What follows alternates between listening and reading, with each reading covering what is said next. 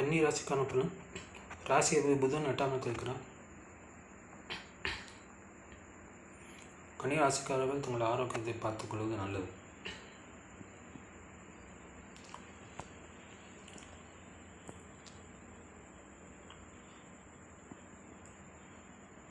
இந்த 8ஆம் இடத்தில் புதன் 2ஆம் இடத்தை பார்க்கிறார். பேச்சில் கவனம் வேண்டும், பேச்சில் எச்சரிக்கையாக இருக்க வேண்டும். யாரோடும் சண்டையிடக்கூடாது. ராசியில் கேது இருக்கிறார். கேதுவை குரு பார்க்கிறார்.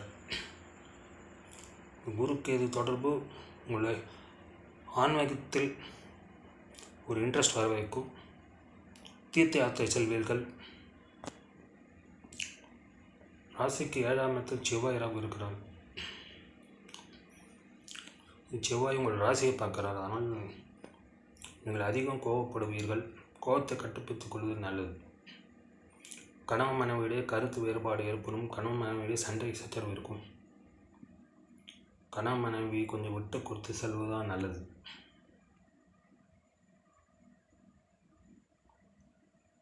எட்டாம் அதிபதி செவ்வாய் 7ஆம் இடத்தில் இருக்கணும்.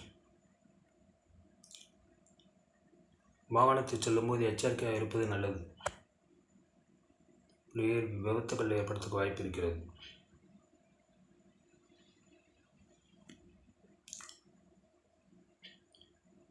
ராசிக்கு 9ஆம் இடத்தில் குரு இருக்கிறார்.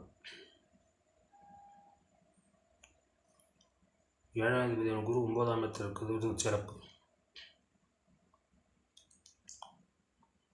டைவர்ஸ் ஆகி செகண்ட் மேரேஜுக்காக காத்து கொண்டிருக்க இது ஒரு நல்ல தருணம். 2ஆம் திருமணம் நடக்கிறதுக்கான வாய்ப்பு அதிகம் இருக்கிறது.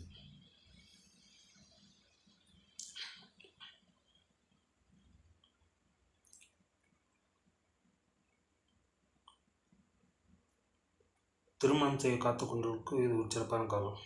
கன்னி ராசிக்காரர்களுக்கு திருமணம் விரைவில் நடக்கும்.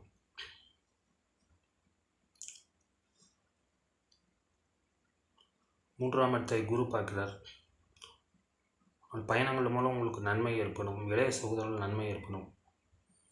5ஆம் இடத்தை குரு பார்க்கிறார். குழந்தைகளால் உங்களுக்கு நன்மை உண்டு. உங்கள் குழந்தைகள் வேலை தேடி கொண்டிருந்தார்கள் என்றால் அவங்களுக்கு ஒரு வேலை கிடைக்கும். உங்கள் குழந்தைகளுக்கும் ஒரு வேலை கிடைக்கும்.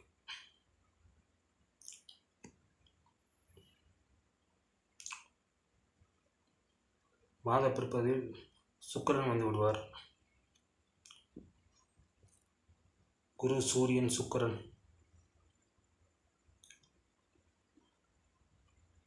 நல்ல பலன்களை கொடுக்கும். 2ஆவது சுக்கிரன் 9ஆம் இடத்தில் ஆட்சி பெற்றிருக்கிறது சிறப்பு. பொருளாதாரம் உங்களுக்கு சிறப்பாகவே இருக்கும். பொருளாதாரத்தில் ஒரு வளர்ச்சி இருக்கும்.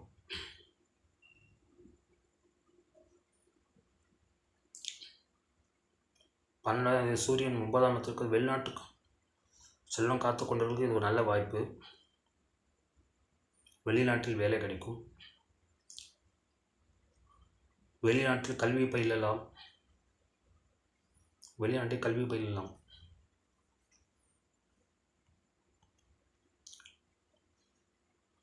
கன்னி ராசிக்காரர்களுக்கு இந்த மாதம் நன்றாகவே இருக்கிறது.